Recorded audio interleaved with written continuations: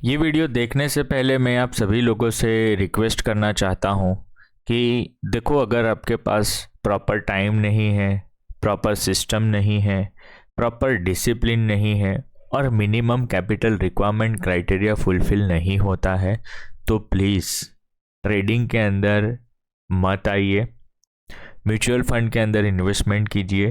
पहले अपने कैपिटल बनाइए, फिर एक बार कैपिटल मिनिमम कैपिटल रिक्वायरमेंट का क्राइटेरिया फुलफिल हो जाए उसके बाद फिर आप प्रॉपर सिस्टम के साथ ट्रेडिंग स्टार्ट कर सकते हो। हमारे साथ इतने सारे लोग जुड़ चुके हैं। करंट एसआईपी बुक हमारा 65 लाख प्लस है, एयूएम 30 करोड़ प्लस है। तो अपना टाइम बिगाड़िए मत और हमारे साथ जुड़ जाइए।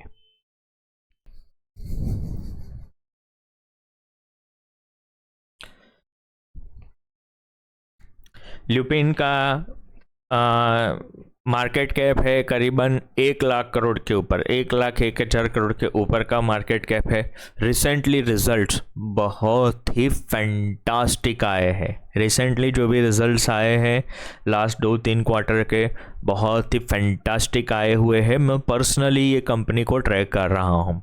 करंट मार्केट प्राइस इसका कंपनी का है समवेयर अराउंड 2200 के आसपास। बुक वैल्यू है 430, प्राइस टू बुक 5.16 है। बट महंगा नहीं है क्योंकि ग्रोथ है और रिसेंटली बहुत ही बढ़िया रिजल्ट्स आ रहे हैं। प्राइस टू सेल्स है ऑलमोस्ट 4 के आसपास। पी रेशियो आप देखोगे 22.88% है। बट जिस तरह के फ्यूचर अर्निंग के एक्सपेक्टेशन है, ये पी रेशियो उतना रहने वाला नहीं है, ये कम है। फ्यूचरिस्टिक अगर वैल्यूएशन अगर मैं कंसिडर करता हूँ तो, और रिसेंट रिजल्ट बहुत ही फैंटास्टिक आए हैं, अभी भी बोल रहा हूँ। डेट टू इक्विटी रेशियो है 0.32, बहुत ही बढ़िया है। तो यहाँ पर आप लोग देखोगे आरओई जो कंपनी का है, राइट, वो डबल डिजिट में है, ऑलमोस्ट 21% के आसपास है। ऑपरेटिंग प्रॉफिट मार्जिन देखिए 23% के आसपास है, राइट। और नेट प्रॉफिट मार्जिन देखिए ऑलमोस्ट 18% के आसपास है। तो समझिए, आप 100 रुपये का बिजनेस कर रहे हो, उसमें से 18 रुपये आपका प्रॉफिट है। तो क्या ये कंपनी अच्छी है? खुद सोचिए और समझिए। Correct. Cash flow from operating activity 2,900 crore, correct, बहुत ही बढ़िया है। 3 इयर्स का रेवेन्यू ग्रोथ देखोगे तो 11% के आसपास है, और लेकिन ईबिटा लेवल पे आप लोग देखोगे तो 32% के आसपास है। तो ये ऐसा क्यों हुआ है? करेक्ट। रेवेन्यू ग्रोथ 10% से बढ़ा है, लेकिन ईबिटा ग्रोथ इतना ज़्यादा क्यों बढ़ा है? क्योंकि उसके पीछे का रीज़न है कंपनी के मार्जिन इंप्रूव हुए हैं। कंपनी ने ऐसी प्रोडक्ट लॉन्च की है जिसमें उसके मार्जिन्स काफ़ी बढ़िया है, करेक्ट। और यही चीज़ आपको यहाँ पर भी क्रॉस चेक करोगे तो दिखाई दे रही है, राइट। लास्ट 5 इयर्स का रेवेन्यू ग्रोथ देखोगे 8% के आसपास है, और ईबिटा लेवल पे 17-18% के आसपास है। तो कंपनी ओवरऑल बहुत ही फैंटास्टिक है। लॉन्ग टर्म में बहुत ही बढ़िया कंपनी में पैसा बनेगा। अभी हम चार्ट्स के ऊपर चलते हैं। टेक्निकली किस तरह के क्या प्राइस एक्शन रहेंगे, किस तरह से कौन से लेवल्स इंपॉर्टेंट रहेंगे, ये हम देखेंगे। सबसे पहला मंथली टाइम फ्रेम का चार्ट का स्ट्रक्चर देखते हैं। तो देखो, एक चीज़ समझने वाली चीज़ है कि 2015 में भी आपको ये रेट देखने को मिल रहा था। कितना? 2200, करेक्ट। अभी उस टाइम के वैल्यूएशन की अगर हम बात नहीं करते तो स्टॉक्स ने अभी 2026 चल रहा है और अभी भी स्टॉक्स 2219 चल रहा है। तो समझिए, लास्ट 10 साल से कोई भी फ़ायदा नहीं हुआ है। जिसने भी यहाँ पर इसके आसपास लिया हुआ होगा 2015-16 के आसपास, इसको कोई फ़ायदा नहीं हुआ है। तो लास्ट 10 साल में रिटर्न नहीं दिया है।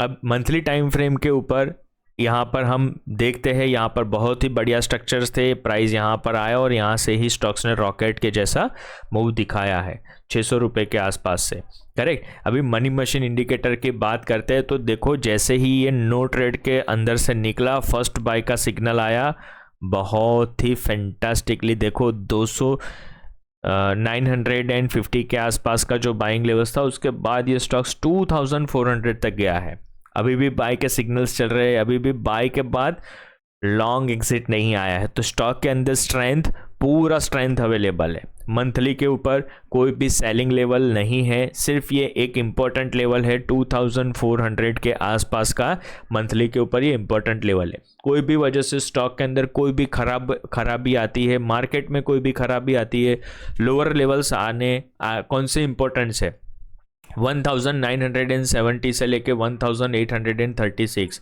लॉन्ग टर्म के हिसाब से अगर किसी को भी बाइंग करना है, ये रीजन आपके लिए बहुत ही बढ़िया है, बहुत ही बढ़िया है। वीकली टाइम फ्रेम का चार्ट का स्ट्रक्चर देखोगे, देखो रिसेंटली ये फ्रेश बाइंग स्ट्रक्चर क्रिएट हुए थे, प्राइस आया नीचे और यहाँ से ही अभी रिवर्सल हमें दिखाई दे रहा है, करेक्ट। तो स्टॉक के अंदर कोई भी और ट्रेंड भी आप लोग देखो, ट्रेंड यहाँ पर देखो, मंथली का ट्रेंड पॉजिटिव है, वीकली ट्रेड का भी ट्रेंड पॉजिटिव है, करेक्ट।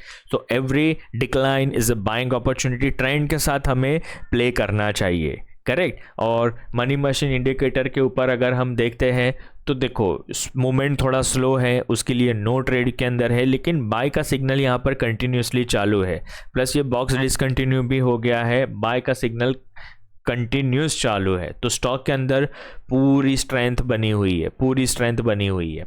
अभी डेली टाइम फ्रेम का चार्ट थोड़ा नॉइसी है, लेकिन जैसे ही आप लोग यहाँ पर देखोगे कि मैंने यहाँ पर एक इम्पोर्टेंट, देखो यहाँ पर गैप बना हुआ था, प्राइस आया, 2 बार आया और ये गैप से ही प्राइस ऊपर जा रहा है। तो लोअर साइड्स के डोर कब ओपन होंगे और कब बाइंग अपॉर्चुनिटी मिलेगी, 2150 के नीचे जाएगा ना, तब ये स्टॉक्स में थोड़ी गिरावट आ सकती है और बाइंग अपॉर्चुनिटी हमें मिल सकती है। कौन सा लेवल है 2150। अभी वीकली के साथ आप लोग देखोगे तो 2150 मतलब यहाँ के आसपास है, करेक्ट, समझ रहे हो आप मेरी बात। तो वीकली टाइम फ्रेम पे ये बहुत ही बढ़िया स्ट्रक्चर बनाया गया है और उसके अंदर से ही आपको बाइंग स्ट्रक्चर यहाँ पर दिखाई दे रहा है, यहाँ से ही आपको स्ट्रेंथ आती हुई दिखाई दे रही है। तो मेरे हिसाब से अगर लोअर लेवल आते हैं और डेली टाइम फ्रेम के ऊपर आप लोग देखोगे 2078 2065 से लेके 1980 के आसपास बहुत ही फैंटास्टिक बाइंग स्ट्रक्चर है।